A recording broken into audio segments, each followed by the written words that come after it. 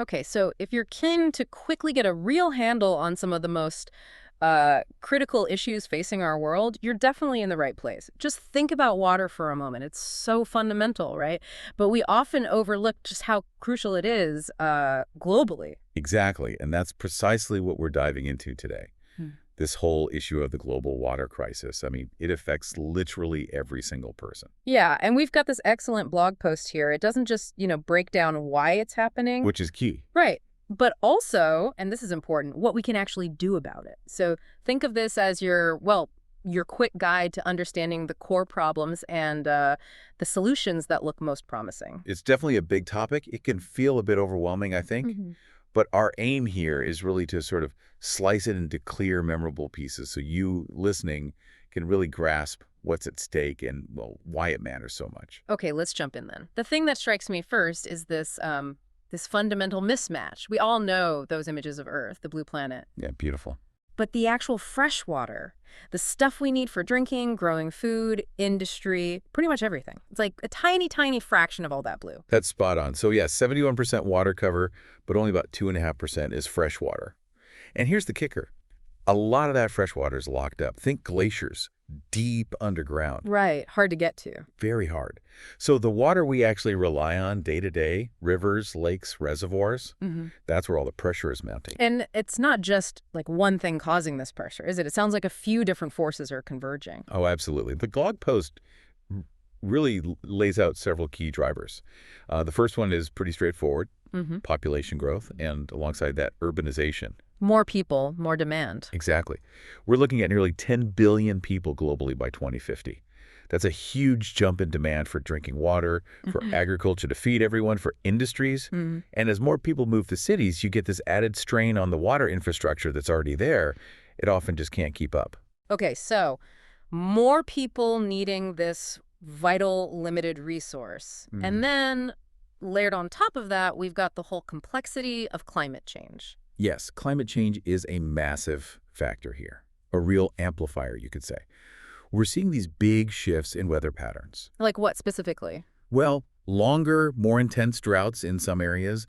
The post mentions sub-Saharan Africa and South Asia, specifically facing severe droughts. Okay. But at the same time, you've got rising sea levels pushing salt water into coastal freshwater sources. That's salinization.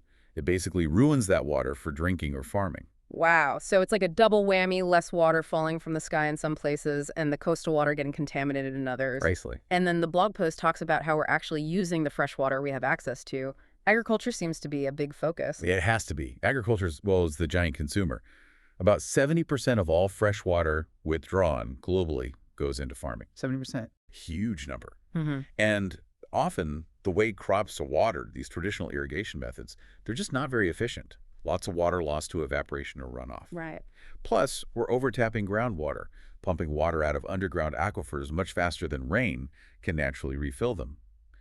India and the Middle East are pointed out as places really struggling with this groundwater depletion. Okay, so we've got rising demand, climate change messing with supply, and inefficient use, especially in farming.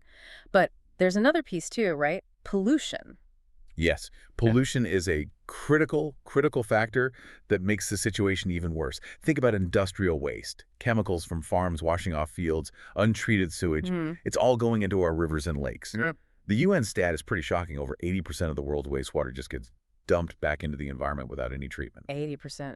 That's hard to even picture. That's making vast amounts of water unusable. Effectively, yes. Unusable or dangerous. And the blog post stresses that this doesn't hit everyone equally. There's a big issue with inequitable access. Absolutely. This is where the social justice angle really comes in. You've got, according to the WHO, over 2 billion people who lack safely managed drinking water. 2 billion. And even more, 4.2 billion lack proper sanitation.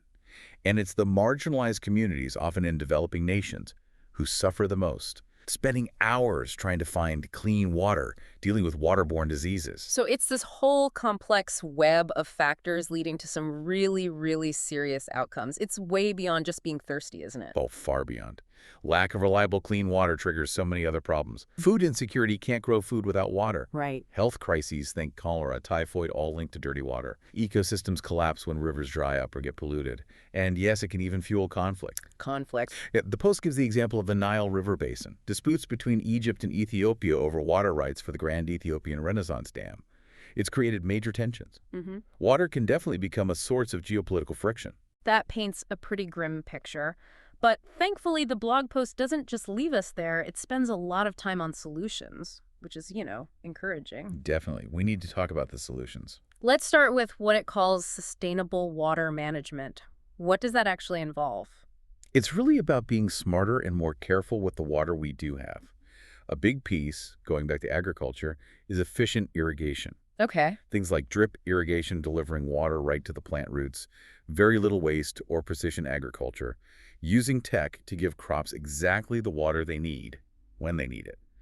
The Post says these methods can cut water use by maybe up to 60%. 60%, that's huge. It really is. Israel is highlighted as a place that's really adopted drip irrigation widely and successfully. A model, really. Makes sense. Don't just flood the field, get the water right where it needs to go. What about that groundwater issue, the aquifers being depleted? Yeah, we need to manage that much better. That means regulating how much water is pumped out, but also actively helping those aquifers recharge. Things like rainwater harvesting, collecting, and storing rainwater so it can soak back into the ground. Okay.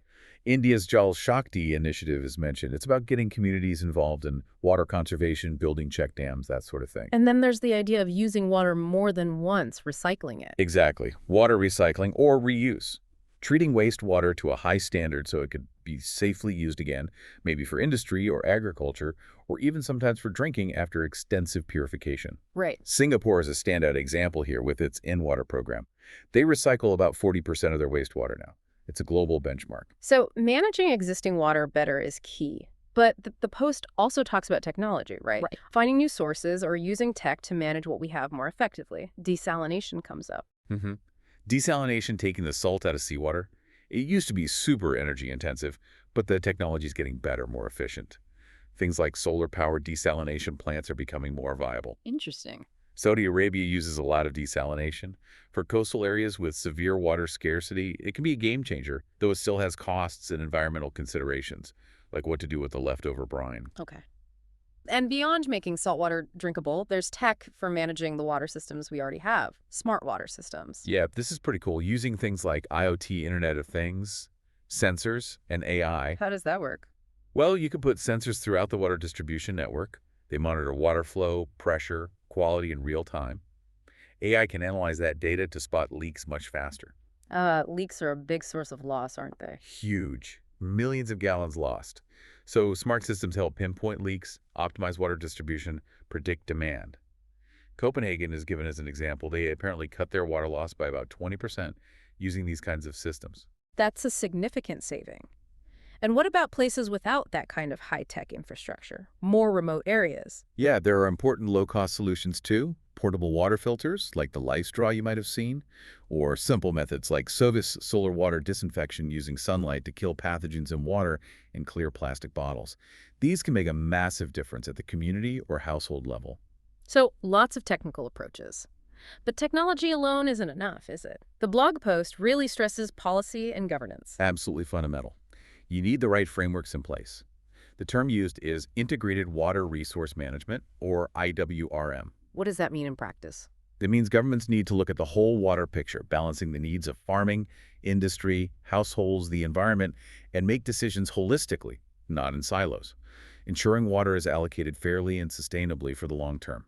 South Africa's National Water Act is mentioned as an attempt to do this. And given that rivers don't stop at borders, cooperation between countries must be vital. It's essential. So many major river basins are shared by multiple countries. You need agreements on how to manage that shared resource to avoid conflict and ensure sustainability for everyone downstream. The Indus Water Treaty between India and Pakistan is often cited. It's held up remarkably, despite political tensions. It shows that cooperation is possible, even if difficult. And within countries, things like pricing water appropriately or offering incentives. Yeah, those are important economic tools. If water is priced fairly, not necessarily expensively, but reflecting its true value and cost to delivery, it encourages conservation. And subsidies for water-saving tech, like efficient washing machines or rainwater harvesting tanks, can help people and businesses adopt them. Okay, so we've got management strategies, technology, policy, but the blog post also emphasizes that this isn't just for governments or big companies. What about, us, individuals, communities? Massively important. It stresses that collective action starts with individual choices, simple things we can all do at home. Fixing leaks promptly, choosing water-efficient appliances, maybe even thinking about food waste. How does food waste connect? Well, producing food takes a lot of water, the virtual water embedded in meat, grains, everything. So reducing food waste also reduces water demand. I see. Okay. These individual actions, when added up across millions of people, they really do make a difference. And beyond personal habits, empowering communities. Definitely. Education and awareness campaigns are key, and supporting grassroots efforts. The post gives this great example from Rajasthan and India communities reviving traditional rainwater harvesting structures called johads. Straw. Yeah. Simple traditional earth dams, really. And through community effort, they've managed to revive rivers and recharge groundwater in very dry areas. It's incredibly inspiring. Wow. And it's not just individuals and communities. Corporations are stepping up too, or need to. Coca-Cola's goal to replenish 100% of the water it uses by 2030 is mentioned as an example of corporate responsibility kicking in. Okay, one last area the post touches on is building resilience, specifically to climate change impacts. Right, because climate change is already happening. We need to adapt. This includes things like reforestation and restoring wetlands. How do they help with water? Trees and wetlands act like natural sponges. They absorb water during heavy rains, reducing floods, and then release it slowly during dry periods. They help stabilize the water cycle.